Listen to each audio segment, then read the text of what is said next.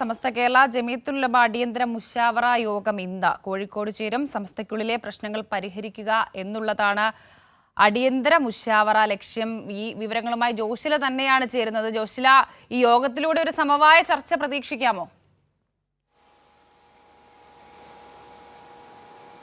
തീർച്ചയായും വർഷ, അല്പസമയത്തിനകം ഏകദേശം 11 മണിയോടുകൂടി മുശാവറ യോഗം ആരംഭിക്കും എന്നാണ് പ്രതീക്ഷിക്കുന്നത്. നമുക്കറിയാം, നേരത്തെ തന്നെ മുശാവറ യോഗം ചേർന്ന് അതിൽ കൃത്യമായ തീരുമാനമെടുക്കാൻ കഴിഞ്ഞിട്ടുണ്ടായിരുന്നില്ല. അതിനുശേഷം 10 ദിവസത്തിനുള്ളിൽ മുശാവറ യോഗം, അടിയന്തര മുശാവറ യോഗം ചേരുമെന്ന് അന്ന് തന്നെ സമസ്ത അധ്യക്ഷൻ ജിഫ്രി മുത്തുക്കോയ തങ്ങൾ അറിയിച്ചതാണ്. എന്തായാലും സമസ്ത കേരള ജമിയത്തുൽ ഉലമയുടെ മുശാവറ യോഗം, അടിയന്തര മുശാവറ യോഗം ഇന്ന് ചേരും.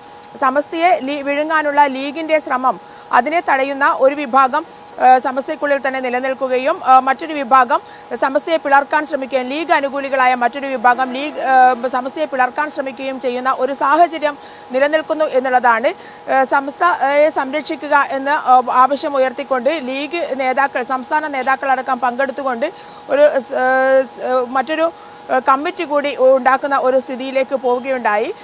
ആ ഒരു സാഹചര്യത്തിൽ ഉമർ ഫൈസി മുക്കമടക്കമുള്ളവർ ഇത്തരത്തിലുള്ള പ്രവണതയെ, അതായത് ലീഗ് സുപ്രഭാതം പത്രത്തെയും അതുപോലെ തന്നെ സമസ്തയും കൈപ്പിടിയിലൊതുക്കാനുള്ള ലീഗിന്റെ ശ്രമത്തിനെതിരെ ഉമർ ഫൈസി മുക്കമടക്കമുള്ളവർ നേരത്തെ തന്നെ സമസ്തയ്ക്കുള്ളിൽ നിന്ന് പൊരുതിയിരുന്നു. ഈ സംഭവവുമായി ബന്ധപ്പെട്ട് സാദിഖലി ശിഹാബ് തങ്ങൾക്കെതിരെ അടക്കം ഉമർ ഫൈസി മുക്കം പറയുന്ന ഒരു സാഹചര്യവും ഉണ്ടായിരുന്നു.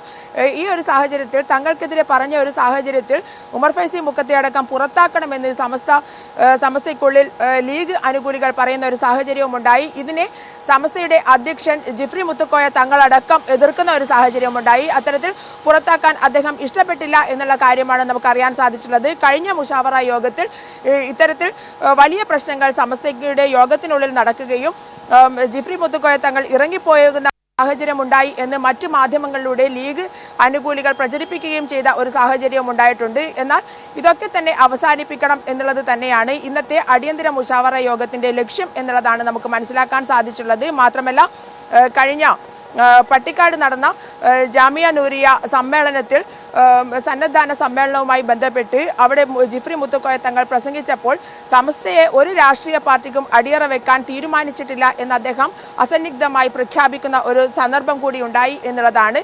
അത്തരത്തിൽ മാത്രമല്ല, അദ്ദേഹം പറഞ്ഞത് പല പണ്ഡിതന്മാരും, മഹാപണ്ഡിതന്മാരും ഈ സമ്മേളനത്തിൽ, ജാമിയ നൂരിയ സമ്മേളനത്തിൽ പങ്കെടുത്തില്ല എന്നുള്ള കാര്യവും അദ്ദേഹം തുറന്നു പറയുകയുണ്ടായി.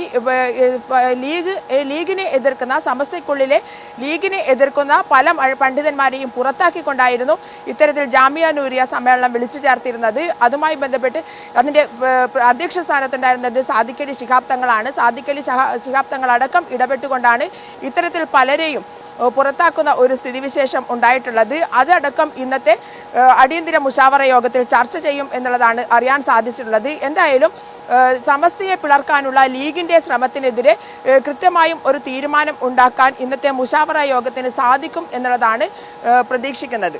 വർഷ. ശരി ജോഷില, സമസ്ത ലീഗ് പ്രശ്നം രൂക്ഷമായിരിക്കുകയാണ് ഇന്നത്തെ മുശാവറ യോഗം ചേരുന്നത് എന്നുള്ളതാണ് വിവരങ്ങളാണ് ജോഷില നൽകിയത്.